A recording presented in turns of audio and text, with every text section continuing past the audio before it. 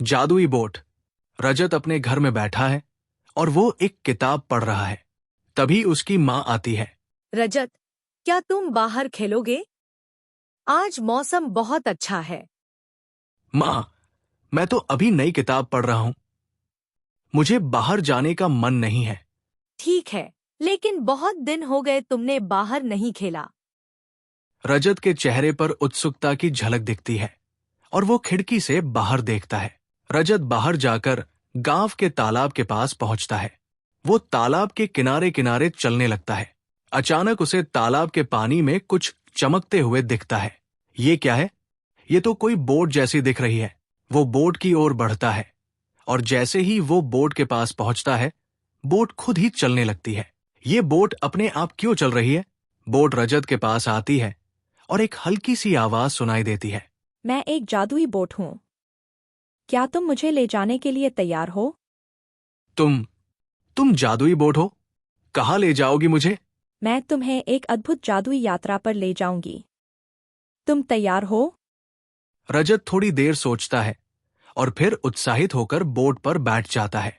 जैसे ही रजत बोट में बैठता है, बोट अचानक पानी में तेजी से चलने लगती है। चारों ओर से चमकदार लाइट्स निकलने लगती है और पानी पर एक जादुई पुल जैसा दिखता है। वाह! ये तो बिल्कुल जादू जैसा है। बोट रजत को एक जादुई द्वीप की ओर ले जाती है, जहां अद्भुत जीव और रंग बिरंगे फूल खिल रहे हैं। ये कौन सा स्थान है?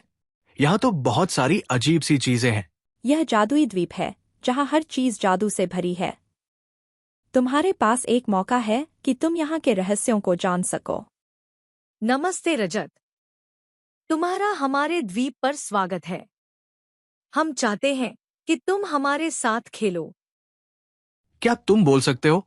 हम सब यहाँ जादुई हैं और हम किसी भी चीज को कर सकते हैं। रजत, अब तुम्हें वापस घर लौटना होगा, लेकिन तुम्हारे साथ जो जादू है वह हमेशा तुम्हारे पास रहेगा। वाह! मुझे तो ये यात्रा बहुत मजेदार लगी। रजत बोट में बैठता है और बोट उसे वापस घर के तालाब तक ले आती है। रजत घर लौट आता है और वो अपनी माँ से बताता है कि वो कहाँ गया था। माँ, मुझे एक जादुई बोट मिली और वह मुझे जादुई द्वीप पर ले गई। वहां बहुत सारी अजीब चीजें थी, जैसे बोलते हुए फूल और झूलते हुए पेड़। तुम और तुम्हारी कल्पनाएं। पर तुम सच में तो वापस लौट आए, है ना?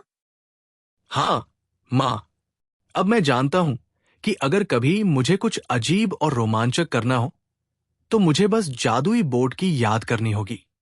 ये कहानी बच्चों को ये सिखाती है कि हमारी कल्पना हमें कई अद्भुत और अद्वितीय जगहों पर ले जा सकती है।